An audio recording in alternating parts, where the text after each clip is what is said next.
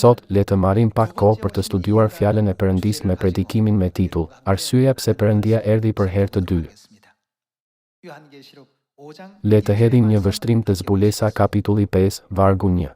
Pastaj pash në dorën e djathtë të atij që rinte ulur mbi front, një libër të shkruar për brenda dhe për jashta, të vulosur me 7 vula. Dhe pash një engjëll të fuqishëm që shpalli me zë të madh. Kush është i denjë të hap librin dhe të zgjidh vulat e tij? Po kur kush, as në qiell, as mbi dhe, as nën dhe, nuk mund të hapte librin e ta shihte atë. Nëse të gjitha fjalët e Biblës janë të fshehura dhe nuk hapen kurrë, do të ishte një tragjedi e madhe për njerëzimin. Vargu 4. Edhe unë qaja shumë, sepse s'e gjetur asnjë i denjë të hapë dhe të lexoj librin dhe as ta shoh. Atëherë një nga pleqt më tha, mos qaj, ja, luani i fisit të Judës, rënja e Davidit, fitoi të hapë librin dhe të zgjidhë të 7 vulat e tij. Kur apostulli Gjon pa një zbulesë për situatën fatkeqe në të cilën i gjithë njerëzimi është i destinuar të shkojë në ferr, një nga pleqt i tha apostullit Gjon: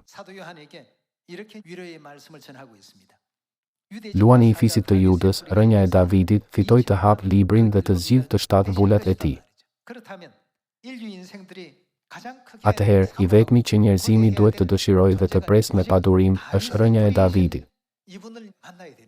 Ne duhet ta takojmë atë. A nuk është kjo e vetmja mënyrë që ne të marrim faljen e mëkateve dhe jetën e përjetshme dhe të hyjmë në mbretërinë e qiejve? Kur apostulli Gjon dëgjoi, po kur kush, as në qiell, as mbi dhe, as nën dhe, nuk mund të hapte librin, ai duhet të ketë qenë në dëshpërim të madh. Kur ai po qante i dëshpëruar, një nga pleqt i erdhi atij. Ai i tha apostullit Gjon, nuk ka njeri që mund të na mësojë sekretet e ungjillit përveç rënjes së Davidit. Duhet të ketë qenë një lehtësim i madh për apostullin Gjon. Atëherë, kujt i referohet rënja e Davidit? Le të hedhim një vështrim të Zbulesa kapitulli 22, vargu 16. Unë, Jezusi, dërgova engjëllin tim për t'ju dëshmuar për këto gjëra nëpër kisha. Unë jam. Kush është ai? Rënja dhe pasardhja e Davidit. Kush është rënja e Davidit? Ai është Jezusi, por a është ai Jezusi i parë ardhja apo Jezusi i ardhjes së dytë? E dyta. Kjo ishte rreth 60 vjet pas ardhjes së parë kur Jezusi u ngjit në qiell. Ungjilli që predikoi Krishti u shfuqizua gjatë epokës së errët, Bibla u vulos. Meqense Pashka, dita e Shabatit dhe të gjitha të vërtetat e beslidhjes së re u shfuqizuan, kjo periudhë përshkruhet si epoka e errët, kur nuk kishte dritë të së vërtetës.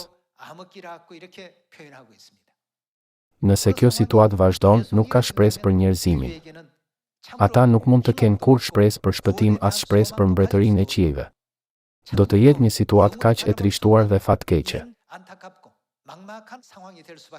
Kjo është arsyeja pse te Luka kapitulli 19, vargu 10, Jezusi thot: unë erdha të kërkoj dhe të shpëtoj atë që kishte humbur. Gjithashtu, te Hebrejve kapitulli 9, vargjet 27 deri 28, shkruhet: ai do të shfaqet për herë të dytë për të sjellë shpëtimin. Besoj se tashmë keni studiuar shumë mbi këto mësime. Nëse nuk është për shpëtimin ton, a do të kishte ndonjë arsye që Perëndia të vinte për herë të dytë? Perëndia e dinte tashmë se nëse ai lë fëmijët e tij vetëm, shpirtrat e tyre do të përballen me ndëshkimin e përjetshëm në ferr. Kjo është arsyeja pse ati qiellor dhe nëna qiellore kanë ardhur në këtë tokë dhe po i udhëheqin fëmijët qiellor drejt mbretërisë së qiejve.